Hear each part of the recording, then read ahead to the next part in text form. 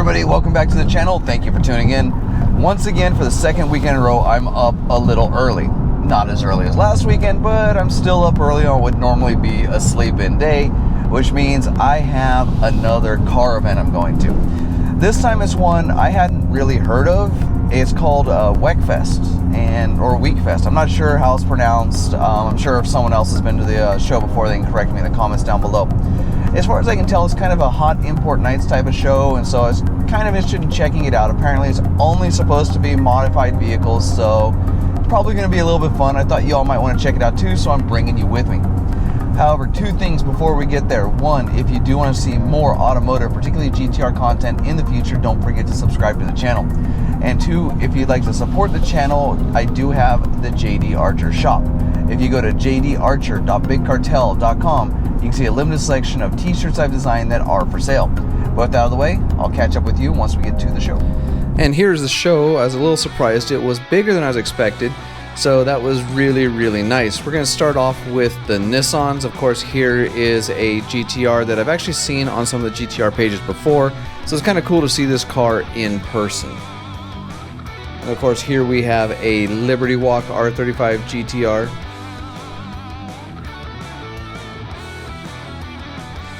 Although this isn't a Nissan GTR, I figure, hey, I'll still group in with us because it's still a GTR. As you all know, if you've been following for a while, I am a sucker for a Hakosuka. In fact, I like them more than the R34s. This was a concourse Hakosuka SKYLINE, so this one's classified as being pretty much as close to original and showroom condition as possible.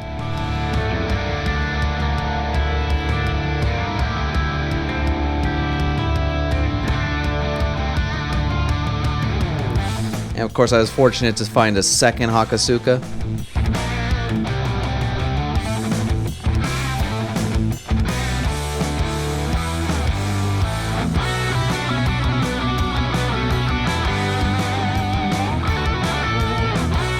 This was a four-door R32 SKYLINE, which I don't see four doors that often.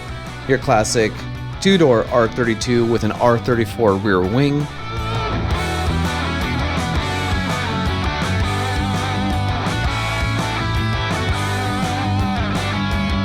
Here we get into some R33s. I think this might have been the same one that was at SUPERCAR Sunday last weekend.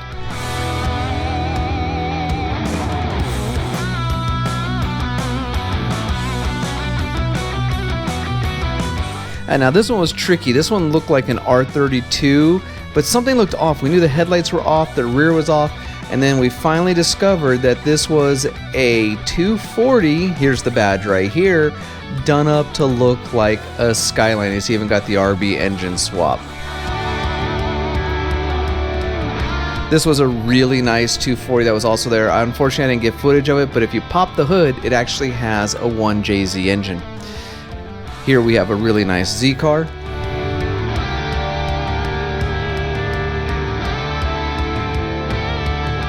With the original engine. Actually, it's an L28 engine, not an L24, but basically it's the proper engine for the car. And then here we have an LS swapped Z car. Very well done. Like the paint on it. And of course the more modern 350Z. And someone brought out a Nissan 370Z. I believe it was Adams. This is actually one of their cars they use to promote their products.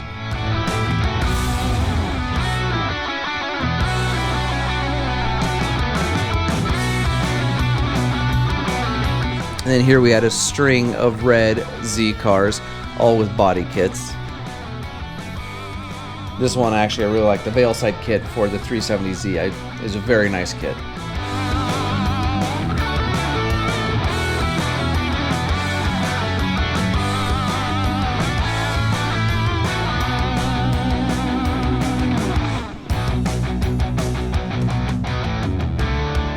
Little G35 action, or technically a SKYLINE for those of you that know.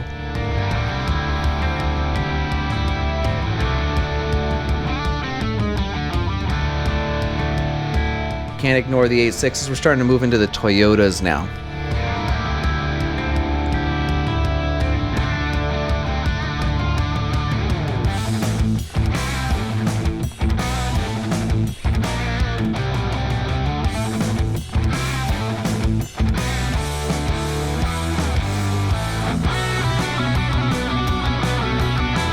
This was probably one of the best conditions on an MR2 I've seen ever. The paint was perfectly clear and glossy, no oxidation.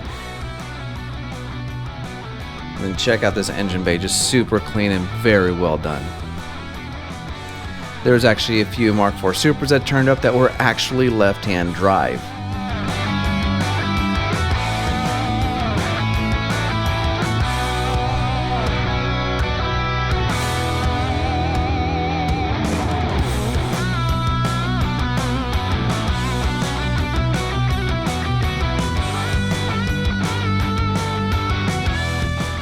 Here we have a Toyota Crown, something also I don't see all that often.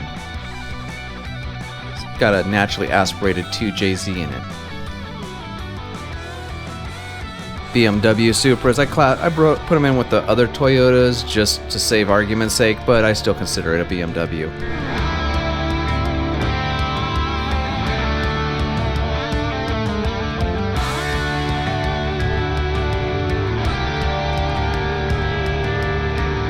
True collaboration with the BRZ between Subaru and Toyota.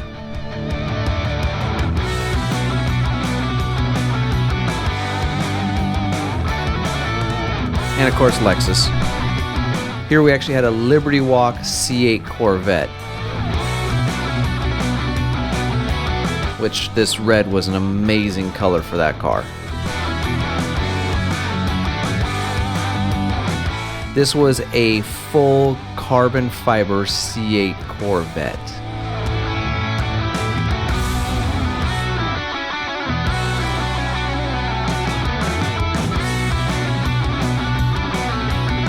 Kind of interesting to see some of the old school Civics out and about, also very clean, well done. I'm not used to seeing them in this good of condition.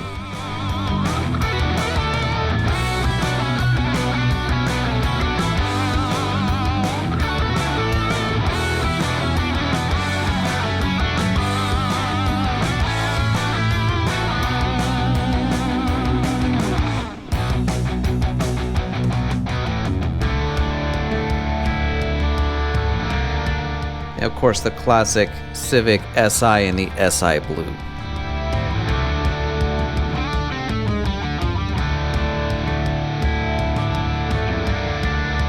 And here we start to move on to the Integras, because Acura is basically Toyota also. There's a lot of blue Integras out there.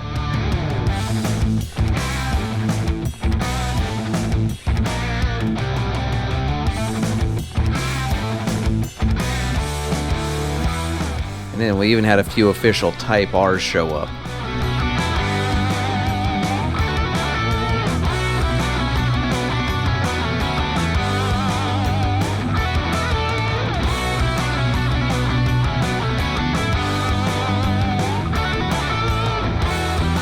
Just as with Supercar Sunday last week, there were a lot of NSXs. I'm not used to seeing this many NSXs out and about, so I don't know if something's going on where they're becoming more popular or people are just finally bringing them out to show them off.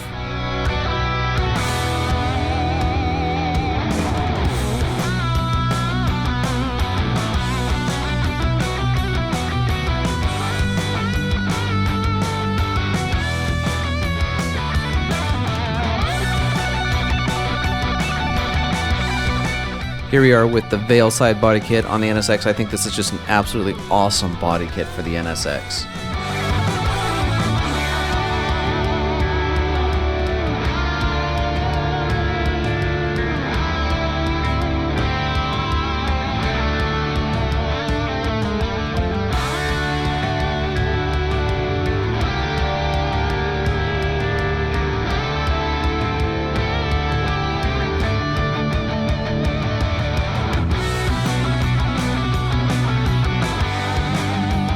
This one put an intake on that rear window, which is usually only decorative, but he actually made it functional.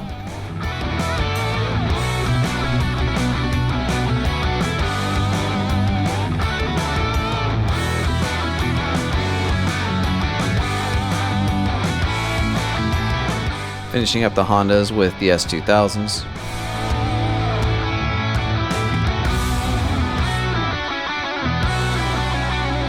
Now showing off some Mazdas. It's not often that we see some of these older Evo 8s and Evo 9s out, so it's kind of nice to see this. And of course the Evo 10. Now, bonus points if you can even name what this car. It took us a while. It is heavily modified. This is actually the Mitsubishi Starion. It was heavily modified for a TV show. It was picked up by Helsen. It actually has gull wing doors and that light bar in the front. So this was a very unique car. The headlights were even shaped like stars. I didn't get any footage of that, but it showed up later. Really, really like this car.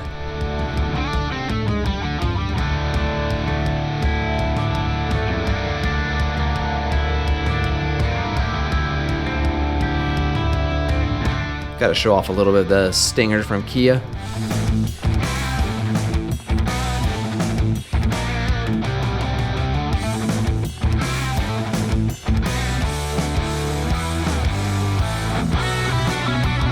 And a very amazingly well-conditioned Carmen Ghia from VW. I mean, this guy had everything, the tool kit and all the little accessories that typically came with the car that most people don't have anymore. And it was actually a bit of a resto mod, so it wasn't all original. As you can see, he did update the car a little bit to put some more modern conveniences in there, like the stereo and the amps. And a very well done job with the engine. Also got to show up a nice VW bus with the obligatory surfboard on top.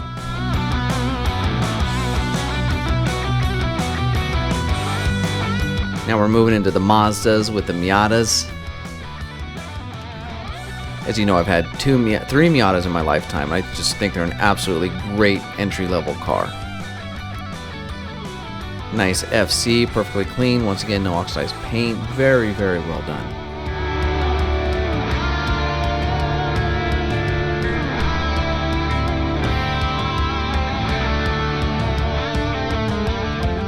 Now, funny thing about this Burgundy FC was he actually had to cut that hood. As you can see, there's something sticking up out of the middle of the where the engine bay is.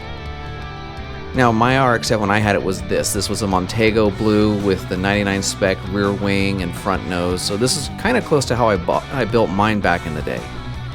Even the same hood.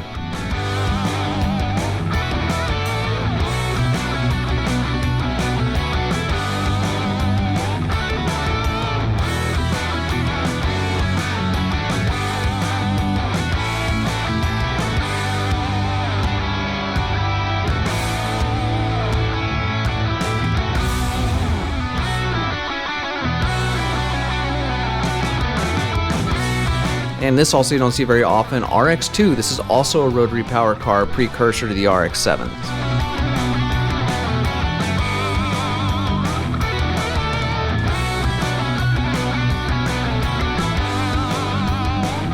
Now we get to some of the exotics. Here's a Liberty Walk Lamborghini. In fact, there was 3 of them. And you can see the blue and the red show off the body kit way better than that black did.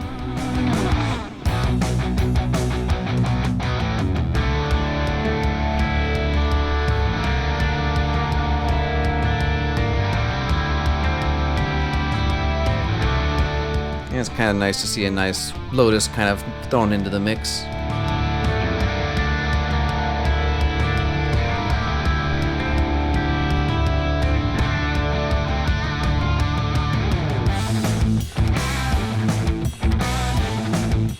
Now here's one I don't see very often. This is a Lotus Europa.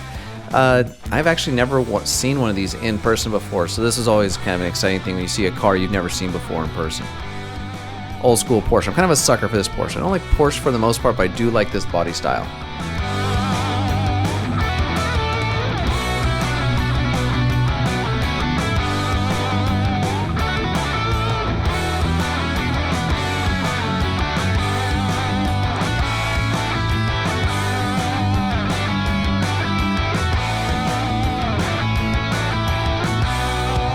And that was pretty much the show.